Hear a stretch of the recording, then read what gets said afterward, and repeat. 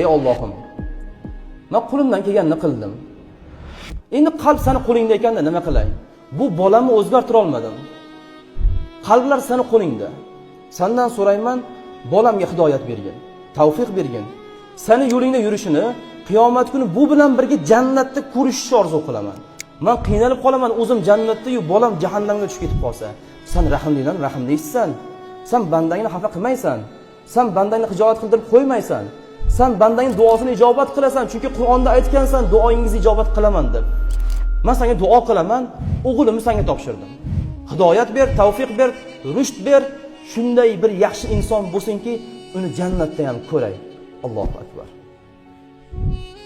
Ulamolar aytadi, Ali ibn Fuzayl ibn Iyozdan 10 barobar yaxshi bo'lib ketdi deyshadi. Fuzayl ibn Iyozni Abdulloh ibn Muborak ta'rif etdi.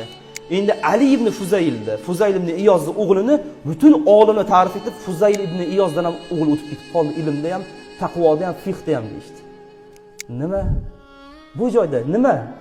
Otani duosi ketdi. Otani ixloschilik hech kim ixlos qilmaydi, manaman degani ham. Buni hammamiz yaxshi bilamiz. Chunki bizni farzandimizga o'zimizchalik hech kim qayg'urmaydi.